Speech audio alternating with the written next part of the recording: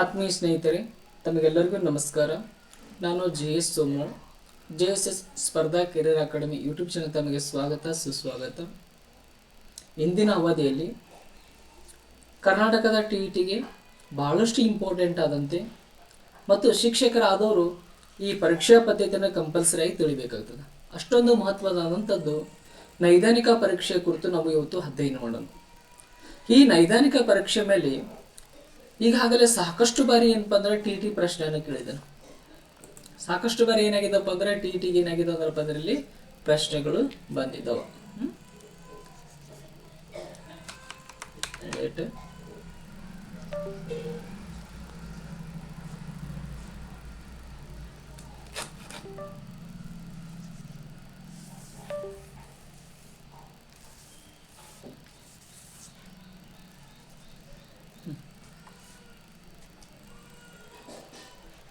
ನೋಡ್ರಿ, ಸಾಕಷ್ಟು ಬಾರಿ ಏನಪ್ಪ ಅಂದ್ರೆ TETಗೆ ಈಗಾಗಲೇ ಈ ಟಾಪಿಕ್ ಮೇಲೆ ಮತ್ತು ಈ ಕಾನ್ಸೆಪ್ಟ್ ಮೇಲೆ ಸಾಕಷ್ಟು ಪ್ರಶ್ನೆಗಳು ಬಂದವು.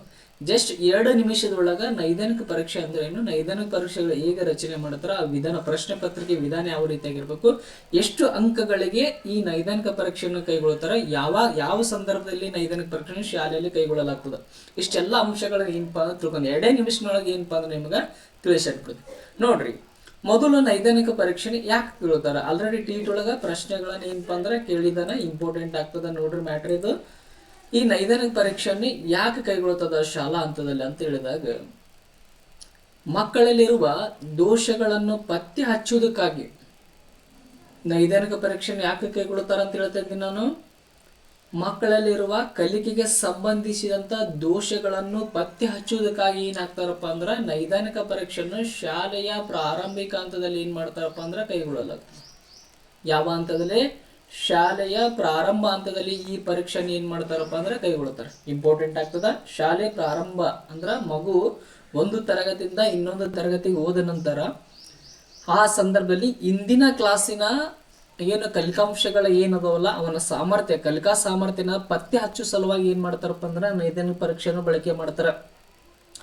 ಈ ನೈದಾನಿಕ ಪರೀಕ್ಷೆನ ಮೊದಲು ಎಲ್ಲಿ ಬಳಕೆ ಮಾಡ್ತಾರಪ್ಪ ಅಂದ್ರ ವೈದ್ಯಕೀಯ ಕ್ಷೇತ್ರದಲ್ಲಿ ಏನಪ್ಪಾ ಅಂದ್ರೆ ಇದನ್ನ ಪತ್ತೆ ಮಾಡ್ತಿದ್ರು. ಯಾವ ಕ್ಷೇತ್ರದಲ್ಲಿ? ವೈದ್ಯಕೀಯ ಕ್ಷೇತ್ರದಲ್ಲಿ. ನೋಡ್ರಿ, ಇದನ್ನು ಮೊದಲು ಯಾವ ಕ್ಷೇತ್ರದಲ್ಲಿ ಬಳಕೆ ಮಾಡ್ತಾರ? ವೈದ್ಯಕೀಯ ಕ್ಷೇತ್ರದಲ್ಲಿ. ಅಂದ್ರೆ ಡಯಾಗ್ನೋಸ್ಟಿಕ್ ಟೆಸ್ಟ್ ಅಂತ ಏನಪ್ಪಾ ಅಂದ್ರ ವೈದ್ಯಕೀಯ ಕ್ಷೇತ್ರದಲ್ಲಿ ಮಾಡ್ತಿದ್ರು. ನೀವೇನ್ ನೆನಪಿಟ್ಕೋರಪ್ಪ ಅಂದ್ರೆ ನೈದಾನಿಕ ಪರೀಕ್ಷೆಯನ್ನು ನಾವು ಶಾಲೆ ಒಳಗೆ ಯಾಕೆ ಕೈಗೊಳ್ತೀವಪ್ಪ ಅಂದ್ರ ಮಕ್ಕಳಲ್ಲಿರುವ ಕಲಿಕಾ ದೋಷಗಳನ್ನು ಪತ್ತೆ ಹಚ್ಚೋದಕ್ಕಾಗಿ ನೈದಾನಿಕ ಪರೀಕ್ಷೆಯನ್ನು ಬಳಸಿದ್ದು ಇಂಪಾರ್ಟೆಂಟ್ ಆಗ್ತದೆ. ನೋಡ್ರಿ, ಈ ನೈದಾನಿಕ ಪರೀಕ್ಷೆ ಏನಂತ ಕರೀತಾರಪ್ಪ ಅಂದ್ರ ದೋಷ ಸಾಧನ ಪದ್ಧತಿ ಅಂತ ಕರೀತಾರ. ರೋಗ ಪತ್ತೆ ಹಚ್ಚುವ ಸಾಧನ ಅಂತ ಏನಪ್ಪ ಅಂದ್ರೆ ಇದನ್ನ ಕರೀತಾರ. ನೋಡ್ರಿ, ಈ ಪರೀಕ್ಷೆನ ಆಲ್ರೆಡಿ ಹೇಳ್ಬಿಟ್ಟಿದ್ದೀನಿ, ನಿಮಗೆಲ್ಲ ಹೇಳಿದ್ದೀನಿ. ಈ ಪರೀಕ್ಷೆನ ಏನಪ್ಪ ಅಂದ್ರ ಕಲಿಕಾ ದೋಷಗಳು, ಮಕ್ಕಳಲ್ಲಿರುವಂತಹ ಕಲಿಕಾ ದೋಷಗಳನ್ನು ಪತ್ತೆ ಮಾಡೋದಕ್ಕೆ ಏನಪ್ಪ ಅಂದ್ರ ಬಳಕೆ ಮಾಡ್ತಾರ. ಬಹಳಷ್ಟು ಸಹಾಯಕ ಆಗ್ತದೆ. ನೋಡ್ರಿ, ಈ ಪರೀಕ್ಷೆ ನಾವ್ ಏನಪ್ಪಾ ಅಂದ್ರೆ ಶಾಲೆಯ ಪ್ರಾರಂಭದಲ್ಲಿ ಏನಪ್ಪಾ ಅಂದ್ರೆ ತೆಗೆದುಕೊಳ್ಳುತ್ತದೆ. ಈ ಫಾರ್ ಎಕ್ಸಾಂಪಲ್ ಹೇಳ್ಬೇಕಾಗಿತ್ತಪ್ಪ ಅಂದ್ರೆ ನಿಮಗ ಈಗ 6ನೇ ಕ್ಲಾಸಿಗೆ ಅಂದ್ರೆ 6ನೇ ಕ್ಲಾಸಿಗೆ ಏನಪ್ಪಾ ಅಂದ್ರ ಹುಡುಗ ಬಂದಿದ್ದಾನ, 6ನೇ ಕ್ಲಾಸಿಗೆ ಎಂಟ್ರೆನ್ಸ್ ಆಗಿದ್ದಾನ ಅಂತವನಿಗೆ ನಾವೇನ್ ಮಾಡ್ತೀವಪ್ಪ ಅಂದ್ರೆ 5ನೇ ತರಗತಿ ವಿಷಯದ ಮೇಲೆ ಪರೀಕ್ಷೆಗಳನ್ನು ನಡೆಸಲಾಗ್ತದೆ. ಯಾವ ವಿಷಯದ ಮೇಲೆ? 5ನೇ. ಈಗ ನೋಡ್ರಿ, ಜಸ್ಟ್ 5ನೇ ಕ್ಲಾಸ್ ಒಳಗೆ ಅದನ್ನ ಹುಡುಗ ಪಾಸ್ ಆಗಿದ್ದಾನ. ನೆಕ್ಸ್ಟ್ ಏನಪ್ಪ ಅಂದ್ರೆ 6ಕ್ಕೆ ಬಂದವನ. 6ಕ್ಕೆ ಬಂದ ನಂತರ ಅವನಿಗೆ ನಾವು ಏನು ನೈದಾನಿಕ ಪರೀಕ್ಷೆ ಅಂತ ತೆಗೆದುಕೊಳ್ತೀವಲ್ಲ, ಅವಾಗ ಯಾವ ಸಾಮರ್ಥ್ಯ ಅಂದ್ರೆ 5ನೇ ಕ್ಲಾಸ್ನಲ್ಲಿ ಆ ಮಗು ಯಾವ ಸಾಮರ್ಥ್ಯಗಳನ್ನ ಗಳಿಸಿಲ್ಲ ಅನ್ನೋದಕ್ಕೆ ಪತ್ತೆ ಹಚ್ಚೋ ಸಲುವಾಗಿ ಏನ್ ಮಾಡ್ತೀವಪ್ಪ ಅಂದ್ರ ನಾವು ನೈದಾನಿಕ ಪರೀಕ್ಷೆನ ಕೈಗೊಳ್ತೀವಿ. ನೆಕ್ಸ್ಟ್ ನೋಡ್ರಿ, ಇದ್ರ ವ್ಯಾಖ್ಯೆ ನೋಡ್ರಿ. ಹೆನ್ರಿ ಮ್ಯಾನ್ ಅನ್ನೋರು ಏನಪ್ಪ ಅಂದ್ರೆ ಒಂದು ವ್ಯಾಖ್ಯೆ ನೋಡ್ತಾರೆ. ಏನ್ ಹೇಳ್ತಾರ ನೋಡ್ರಿ ಅವ್ರು, ಯಾವ್ದ್ರ ಬಗ್ಗೆ? ನೈದಾನಿಕ ಪರೀಕ್ಷೆ ಬಗ್ಗೆ ಏನ್ ಹೇಳ್ತಾರ ನೋಡ್ರಿ. ವಿಶೇಷ ದೌರ್ಬಲ್ಯಗಳನ್ನು ಅಥವಾ ತಪ್ಪುಗಳನ್ನು ತಿಳಿಸುವಲ್ಲಿ ಸಹಾಯಕ ಆಗುವ ಪರೀಕ್ಷೆವೇ ನೈದಾನಿಕ ಪರೀಕ್ಷೆ. ಅಂದ್ರ ಮಕ್ಕಳಲ್ಲಿ ಕಲಿಕಾ ದೌರ್ಬಲ್ಯಗಳು ಏನದವಲ್ಲ, ಕಲಿಕಾ ದೋಷಗಳೇನದವಲ್ಲ, ಕಲಿಕಾ ತಪ್ಪುಗಳೇನದವಲ್ಲ ಅವೆಲ್ಲವನ್ನ ತಿಳಿಸೋದಕ್ಕೆ ಸಹಾಯಕ ಮಾಡುವ ಪರೀಕ್ಷೆ ಯಾವುದಪ್ಪ ಅಂದ್ರ ನೈದಾನಿಕ ಪರೀಕ್ಷೆ ಅಂತ ಯಾರು ಹೇಳ್ತಾರ ಅಂದ್ರೆ ಹೆನ್ರಿ ಮ್ಯಾನ್ ಅವರು ಹೇಳ್ತಾರೆ. ಯಾರು ಹೇಳ್ತಾರ? ಹೆನ್ರಿ ಮ್ಯಾನ್ ಅವರು ಹೇಳ್ತಾರೆ. ಈ ನೈದಾನಿಕ ಪರೀಕ್ಷೆಯನ್ನು ನಾವು ಹೇಗೆ ರಚನೆ ಮಾಡ್ತೀವಿ ನೋಡ್ರಿ, ನೈದಾನಿಕ ಪರೀಕ್ಷೆಯನ್ನು ಹೇಗೆ ರಚನೆ ಮಾಡ್ತೀವಿ ಅನ್ನೋದು ನೋಡ್ರಿ ಇಂಪಾರ್ಟೆಂಟ್ ಆಗ್ತದ. ಮಕ್ಕಳ ಇಂದಿನ ತರಗತಿಯಲ್ಲಿ ಗಳಿಸಿದ ಸಾಮರ್ಥ್ಯವನ್ನು ಪತ್ತೆ ಹಚ್ಚೋದು. ಒಂದೇನು, ಮಕ್ಕಳು ಇಂದಿನ ತರಗತಿಯೊಳಗೆ ಯಾವ್ಯಾವ ಕಲಿಕಾ ಫಲಗಳನ್ನು ಸಾಧಿಸಿದ್ದಾರ, ಅವರು ಎಷ್ಟು ಕಲಿತು ಬಂದಿದ್ದಾರ, ಅವ್ರಿಗೆ ಯಾವ ಸಾಮರ್ಥ್ಯಗಳು ತಲುಪಿದವೋ ಅಥವಾ ಯಾವ ಸಾಮರ್ಥ್ಯಗಳು ತಲುಪಿಲ್ಲ ಅನ್ನೋದಕ್ಕೆ ನಾವು ಕಂಡು ಹಿಡಿಯೋದಕ್ಕೆ ಏನಾಗ್ತದಪ್ಪ ಅಂದ್ರೆ ನೈದಾನಿಕ ಪರೀಕ್ಷೆಯನ್ನ ಪತ್ತೆ ಹಚ್ಚುತ್ತೀವಿ. ನೆಕ್ಸ್ಟ್ ನೋಡ್ರಿ, ಪ್ರತಿ ವಿದ್ಯಾರ್ಥಿಗಳ ಸಾಮರ್ಥ್ಯಕ್ಕೆ ಅನುಗುಣವಾಗಿ ಪ್ರಶ್ನೆಗಳಿರಬೇಕು. ಹೌದು, ಅವ್ರ ಸಾಮರ್ಥ್ಯ ಅಂದ್ರೆ ಹಿಂದಿನ ಕ್ಲಾಸ್ ಒಳಗೆ ಯಾವ ಸಾಮರ್ಥ್ಯಗಳನ್ನ ಕಲಿತು ಬಂದಿದಾರ ಅದೇ ಸಾಮರ್ಥ್ಯಕ್ಕೆ ತಕ್ಕಂತೆ ಏನಾಗಿರ್ಬೇಕಪ್ಪ ಅಂದ್ರೆ ಪ್ರಶ್ನೆಗಳು ನಾವು ರಚನೆ ಮಾಡಿರ್ಬೇಕಾಗ್ತದ. ನೆಕ್ಸ್ಟ್, ಮಕ್ಕಳ ವಯಸ್ಸು, ಗ್ರಹಿಕಾ ಸಾಮರ್ಥ್ಯಕ್ಕೆ ಹಾಗೂ ಕ್ಲಿಷ್ಟತೆ ಗಮನದಲ್ಲಿಟ್ಟುಕೊಂಡು ರಚಿಸಬೇಕು. ನಾವು ಶಿಕ್ಷಕರಾದಂಥ ನಾವು ಒಂದು ನೈದಾನಿಕ ಪರೀಕ್ಷೆಯ ಪ್ರಶ್ನೆ ಪತ್ರಿಕೆಯನ್ನು ತಯಾರು ಮಾಡ್ತಿರುವಾಗ ಅಲ್ಲಿ ಏನೇನೋ ಗಮನದಲ್ಲಿ ಇಟ್ಕೋಬೇಕಂದ್ರೆ ಒಂದು ಮಕ್ಕಳ ವಯಸ್ಸನ್ನು ಗಮನದಲ್ಲಿ ಇಟ್ಕೋಬೇಕು, ಮಕ್ಕಳ ಗ್ರಹಿಕಾ ಸಾಮರ್ಥ್ಯವನ್ನು ಗಮನದಲ್ಲಿ ಇಟ್ಕೋಬೇಕು, ಮತ್ತು ಅಲ್ಲಿರುವ ಕ್ಲಿಷ್ಟತೆ ಗುಣಮಟ್ಟವನ್ನು ಅಂದ್ರೆ ಕ್ಲಿಷ್ಟತೆ ಅದನ್ನ ನಾವು ಏನಪ್ಪ ಅಂದ್ರೆ ಗಮನದಲ್ಲಿ ಇಟ್ಟುಕೊಂಡು ಪ್ರಶ್ನೆ ಪತ್ರಿಕೆನ ಏನ್ ಮಾಡ್ಬೇಕಪ್ಪ ಅಂದ್ರ ತಯಾರು ಮಾಡ್ಬೇಕಾಗ್ತದ. ಇನ್ನ ನೈದಾನಿಕ ಪರೀಕ್ಷೆಯ ವಿಧಾನ ನೋಡ್ರಿ ಯಾವ ರೀತಿ ಅದು ಅಂದ್ರೆ ಪ್ರಶ್ನೆ ಏನದಲ್ಲ ಅವುಗಳು ಯಾವ ರೀತಿಯಾಗಿ ಸಾಗಬೇಕನ್ನೋದು ಕೊಟ್ಟಿದ್ದಾನೆ ಇಲ್ಲಿ. ಪ್ರಶ್ನೆಗಳು ಸರಳತೆಯಿಂದ ಸಂಕೀರ್ಣತೆಡೆಗೆ ಸಾಗಬೇಕು. ಪ್ರಶ್ನೆಗಳು ಯಾವ ರೀತಿ ಆಗಬೇಕು? ಸರಳತೆಯಿಂದ ಸಂಕೀರ್ಣತೆಗಾಗಿ ಏನಪ್ಪ ಅಂದ್ರ ಸಾಗಬೇಕು. ಅಂದ್ರೆ ಮೊದಲ ಸರಳವಾದ ಪ್ರಶ್ನೆಗಳು ಏನಪ್ಪ ಅಂದ್ರೆ ಮಗುವಿಗೆ ಕೊಡಬೇಕು, ಅದು ಹಂತವಾಗಿ ಏನಾಗಬೇಕಂದ್ರೆ ಕ್ಲಿಷ್ಟಕರವಾಗುತ್ತಾ ಹೋಗ್ಬೇಕು. ಇದು ಏನಪ್ಪ ಅಂದ್ರೆ ವಿಧಾನ ಆಗುತ್ತೆ. ನೆಕ್ಸ್ಟ್, ಬೋಧನಾ ಸಾಮರ್ಥ್ಯ ಹಾಗೂ ಕಲಿಕಾಂಶಗಳ ಅನುಗುಣವಾಗಿ ಜೋಡಿಸಿರ್ಬೇಕು. ಅಲ್ಲಿ ಏನಪ್ಪ ಅಂದ್ರೆ ಬೋಧನಾ ಸಾಮರ್ಥ್ಯಗಳು ಏನಿದ್ವು, ಅಲ್ಲಿ ಕಲಿಕಾಂಶಗಳು ಏನದು ಅವುಗಳ ಅನುಗುಣವಾಗಿ ಏನ್ ಮಾಡ್ಬೇಕಪ್ಪ ಅಂದ್ರೆ ನಾವು ನೈದಾನಿಕ ಪರೀಕ್ಷೆನ ಏರ್ಪಡಿಸ್ಬೇಕು. ನೆಕ್ಸ್ಟ್, ಪ್ರತಿಯೊಂದು ಅಂಶಕ್ಕೆ 3 ಅಥವಾ 4 ಅಂಶಗಳನ್ನ ಪ್ರಶ್ನೆಗಳು ಇರಬೇಕು. ನೋಡ್ರಿ, ಪ್ರತಿಯೊಂದು ಸಾಮರ್ಥ್ಯಕ್ಕೆ ಎಷ್ಟು ನೋಡ್ರಿ ಪ್ರತಿಯೊಂದು ಅಂಶಕ್ಕೆ ಎಷ್ಟು ಪ್ರಶ್ನೆಗಳಿರ್ಬೇಕಂದ್ರೆ 3 ರಿಂದ 4 ಪ್ರಶ್ನೆಗಳಾಗಿ ಏನಪ್ಪ ಅಂದ್ರೆ ಇರಬೇಕು. ನೋಡ್ರಿ, ವ್ಯಾಕರಣ ಪದ್ಧತಿಗೆ ಸಂಬಂಧಪಟ್ಟಂತೆ ಹಿಡ್ಕೊಡ್ರಿ.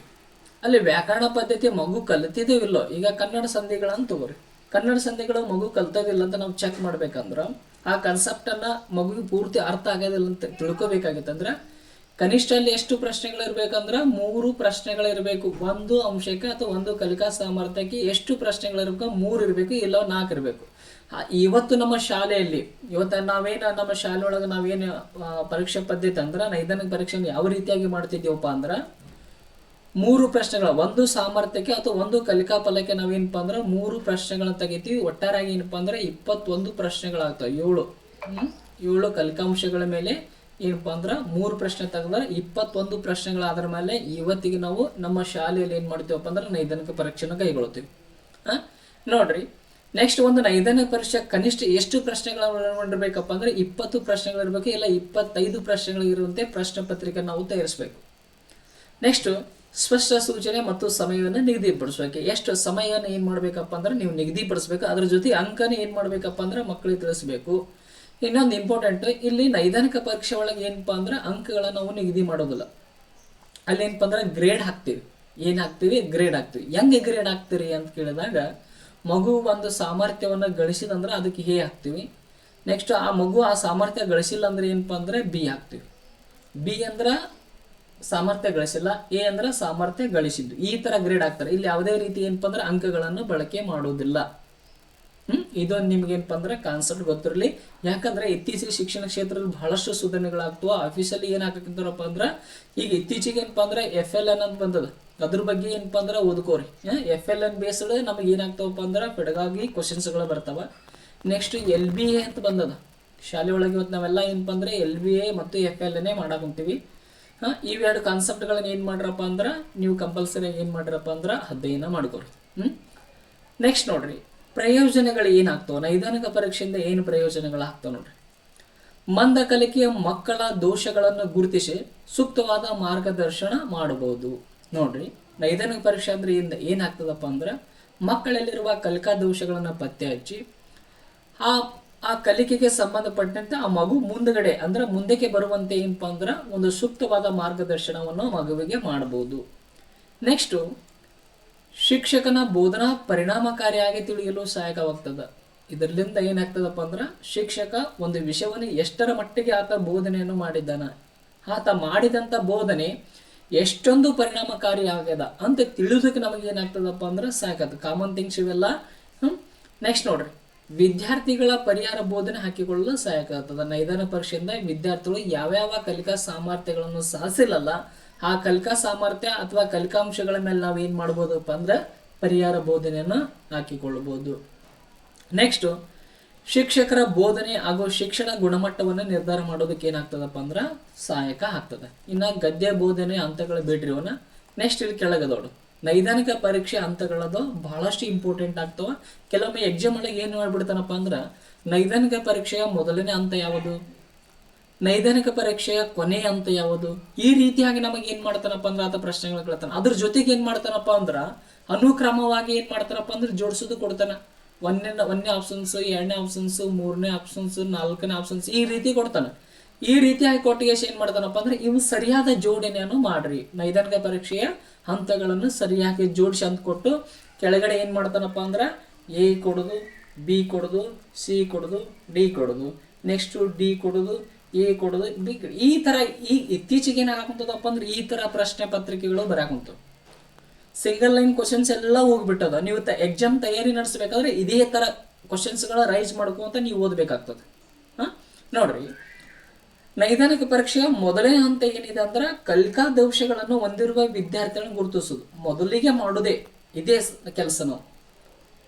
ನಾವು ನೈದಾನಿಕ ಪರೀಕ್ಷೆಯನ್ನು ಏರ್ಪಡಿಸಿ ಮಗುವಿಗೆ ಗ್ರೇಡ್ ಎ ಅಥವಾ ಬಿ ಅಂತ ಎರಡು ಗ್ರೇಡ್ ಅನ್ನು ಕೊಡ್ತೀವಿ. ಎ ಅಂತಂದ್ರೆ ಆ ಸಾಮರ್ಥ್ಯ ಗಳಿಸಿದ ಅಂತ ಅರ್ಥ, ಬಿ ಇತ್ತಂದ್ರೆ ಸಾಮರ್ಥ್ಯ ಗಳಿಸಿಲ್ಲ ಅಂತ ಅರ್ಥ. ನಾವು ನೈದಾನಿಕ ಪರೀಕ್ಷೆ ತೆಗೆದುಕೊಂಡಾದ ನಂತರ ಮೊದಲಿಗೆ ಏನ್ ಮಾಡ್ತೀವಪ್ಪ ಅಂದ್ರೆ ಯಾವ ಮಗು ಕಲಿಕಾ ದೋಷಗಳನ್ನು ಹೊಂದಿದಲ್ಲ ಅದನ್ನೇ ನಾವು ಫಸ್ಟಿಗೆ ಏನ್ ಮಾಡ್ಬೇಕಪ್ಪ ಅಂದ್ರೆ ಗುರುತಿಸ್ಬೇಕು. ನೆಕ್ಸ್ಟ್ ಇನ್ನೇನಪ್ಪ ಅಂದ್ರೆ ವಿದ್ಯಾರ್ಥಿಗಳೆಲ್ಲ ವೈಯಕ್ತಿಕ ದೋಷಗಳನ್ನು ಗುರುತಿಸೋದು. ಮೊದಲು ನೋಡ್ರಿ, ವಿದ್ಯಾರ್ಥಿಗಳನ್ನು ಗುರುತಿಸ್ತೀವಿ. ಎರಡನೇದು ಏನಪ್ಪ ಅಂದ್ರೆ ವಿದ್ಯಾರ್ಥಿಗಳೆಲ್ಲರೂ ವೈಯಕ್ತಿಕ ದೋಷಗಳನ್ನ ಏನಪ್ಪ ಅಂದ್ರೆ ಗುರುತಿಸ್ತೀವಿ.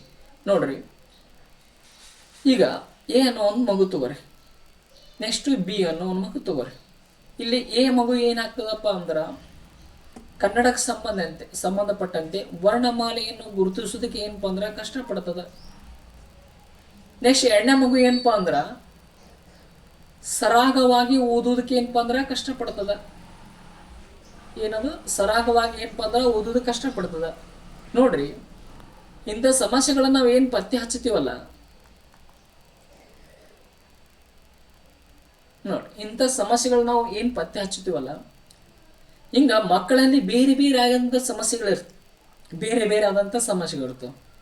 ಆ ಮಕ್ಕಳಲ್ಲಿರುವ ಸಮಸ್ಯೆಗಳನ್ನ ನಾವು ಗುರುತಿಸಿ ಅದಕ್ಕೆ ಸಂಬಂಧಪಟ್ಟಂತೆ ಏನ್ ಮಾಡ್ಬೇಕಪ್ಪ ಅಂದ್ರೆ ಪರಿಹಾರ ಬೋಧನೆ ಹಾಕಬೇಕು. ಹಂಗ ಒಂದನೇದಂತ ವಿದ್ಯಾರ್ಥಿ ಅಂದ್ರೆ ಕಲಿಕಾ ದೋಷಗಳನ್ನು ಹೊಂದಿರೋ ವಿದ್ಯಾರ್ಥಿಗಳನ್ನು ಗುರುಸೋದು. ಎರಡನೇ ಹಂತ ವಿದ್ಯಾರ್ಥಿಗಳಲ್ಲಿರೋ ವೈಯಕ್ತಿಕ ದೋಷಗಳೇನದ, ವೈಯಕ್ತಿಕ ಕಲಿಕಾ ದೋಷಗಳೇನದಲ್ಲ ಅವುಗಳನ್ನ ನಾವು ಏನ್ ಮಾಡ್ಬೇಕಪ್ಪ ಅಂದ್ರೆ ಪತ್ತೆ ಹಚ್ಚೋದು. ಇನ್ನ ಮೂರನೇದು ವಿದ್ಯಾರ್ಥಿಗಳ ತಪ್ಪುಗಳು ಏಕೆ ಉಂಟಾಗುತ್ತವೆ, ನೋಡ್ರಿ, ಏಕೆ ಉಂಟಾಗುತ್ತವೆ ಎಂದು ಕಂಡುಹಿಡುವುದು. ವಿದ್ಯಾರ್ಥಿಗಳು ಯಾಕೆ ತಪ್ಪು ಮಾಡ್ತಾನವ ಅನ್ನೋದನ್ನ ನಾವು ಕಂಡುಹಿಡಿದು ಅದಕ್ಕೆ ಪರಿಹಾರವನ್ನು ಏನ್ ಮಾಡ್ಬೇಕಪ್ಪ ಅಂದ್ರ ಸೂಚಿಸ್ಬೇಕಾಗ್ತದ. ಅದನ್ನೇ ಏನಾಗ್ತದಪ್ಪ ಅಂದ್ರೆ ಪರಿಹಾರ ಬೋಧನೆ ಏನಪ್ಪ ಅಂದ್ರ ಆಗ್ತದೆ. ನೆಕ್ಸ್ಟ್ ಕೊನೆ ಹಂತ ಯಾವ್ದು ಬರ್ತದಂದ್ರ ಆ ವಿದ್ಯಾರ್ಥಿ ಏನೋ ತಪ್ಪು ಮಾಡ್ತಿರ್ತಾನಲ್ಲ ಆ ತಪ್ಪುಗಳು ಏನಪ್ಪ ಅಂದ್ರ ಮರುಕಳಿಸದಂತೆ ಏನಪ್ಪ ಅಂದ್ರ ಕ್ರಮವನ್ನು ತೆಗೆದುಕೊಳ್ಳಬೇಕಾಗ್ತದ. ಇಷ್ಟೆಲ್ಲ ಏನಪ್ಪಾ ಅಂದ್ರ ನೈದಾನಿಕ ಪರೀಕ್ಷೆಗೆ ಸಂಬಂಧಪಟ್ಟಂತ ಅಂಶಗಳದವ.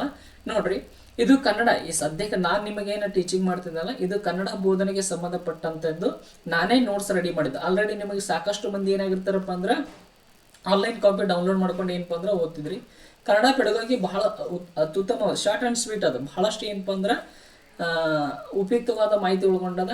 ಯಾರಾದರೂ ನಿಮಗೆ ಏನಾದರೂ ಸಿಕ್ಕಿಲ್ಲಪ್ಪ ಅಂತ ಕೇಳಿದ್ರೆ ಇದನ್ನೇನು ಮಾಡಿರಪ್ಪ ಅಂದ್ರೆ ಆನ್ಲೈನ್ ಒಳಗೆ ನೀವು ಕನ್ನಡ ಬೋಧನಾ ಪದ್ಧತಿ ಅಂತ ಹೊಡೆದ್ಬಿಟ್ರೆ ಅಂದ್ರೆ ಸಿಗ್ತದೆ. ಗೂಗಲ್ ಒಳಗೂ ಸಿಗ್ತದ. ಮತ್ತೆ ಸಾಕಷ್ಟು ಟೆಲಿಗ್ರಾಮ್ದೊಳಗೂ ಏನು ಮಾಡಿದಾರಪ್ಪ ಅಂದ್ರೆ ಇದನ್ನ ಸೇರನ್ನು ಮಾಡಿದ್ದಾರೆ.